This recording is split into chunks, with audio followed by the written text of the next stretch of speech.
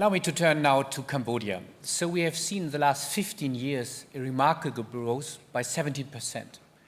So our question is, so what will be the future, the near future, particularly in terms of inclusion and to lift many people out of poverty in your country, in Cambodia? Excellency.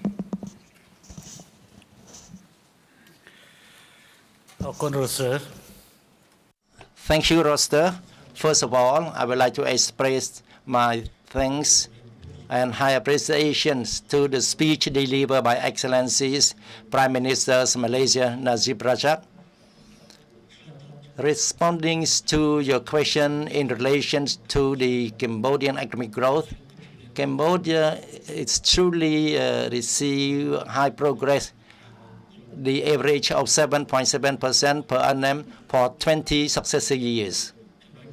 This point, it starts with Cambodia is determined to join ASEAN.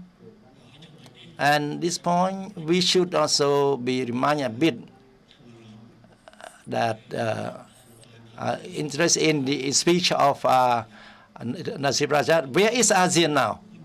That's the point. We should put it as a political point and economic point. 30 years ago, whether all of you here, young or old, have been thinking there will be ASEAN today?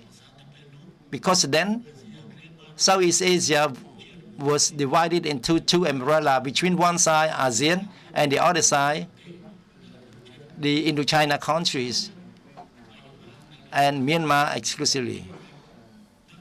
We did not know that there will be 10 ASEAN, and that going to be the 11 ASEAN when Timor-Leste joined ASEAN later.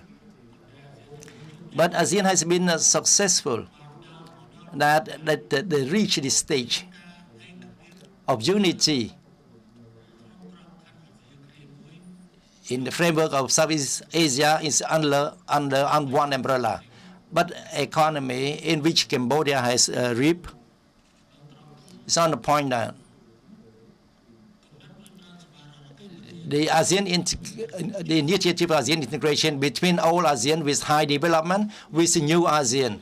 That is also a part which reached to the economic progress with the level of 7.7% per annum for 20 years.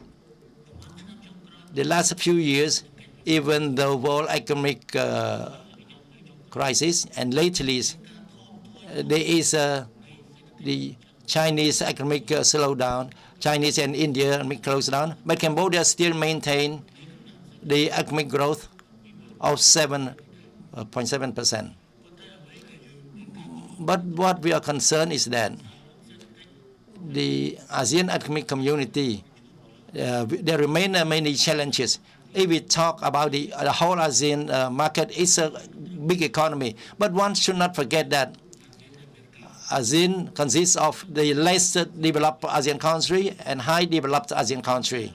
In addition to that, ASEAN itself is competing within itself. Raise, for example, in the framework of ASEAN, the 4 countries that have food for export, that are Vietnam, Thailand, Myanmar, and Cambodia. We have food for export. In general, these 4 ASEAN countries and developed countries all compete each other.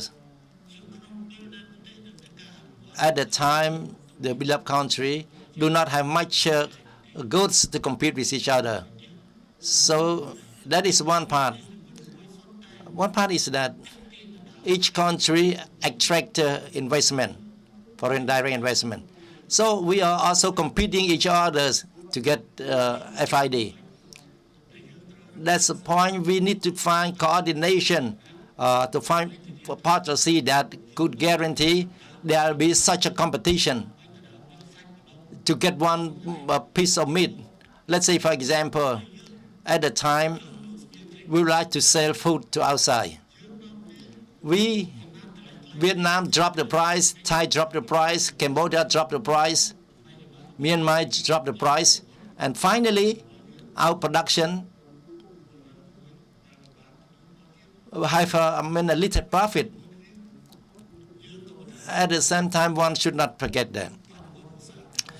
Industrial revolution, higher technology today is so advanced, which benefit many countries. That include not just Cambodia and other countries. The IT provide the opportunities for the progress of all. But one should not forget with the risk that could happen, in which it start with industrial revolution or advanced industry. Let's say in the coming time, if there is a finding of the artificial rubber, replacing rubber. How about Malaysia that have a rubber plantation? Thai, Indonesia, and Vietnam, Cambodia that have rubber plantation. So what the farmer has to chop down the rubber tree? That is a high risk. So there is a finding of artificial rubber that could replace the natural rubber. Then, because the loss of jobs for many farmers, industrial revolution that use a robot. The more they use a robot, and how about the people that are now employed? They have to think the safety network among ASEAN countries, because ASEAN in Malaysia is a country that's short of labor force. But don't forget that in Philippines, in Vietnam, or in Cambodia, we export labors. That's all the challenges. And Cambodia will continue its effort to maintain economic growth is around 7% and reduce poverty more than 1% per annum. But the point to be taken into consideration is the poverty line, in which the people that have the poverty line and those who drop under the poverty line is so close to each other.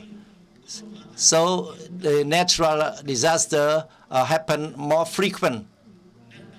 That cause those who cross the poverty line is easy to drop to under poverty line. That's a point we are now pay attention to. Thank you.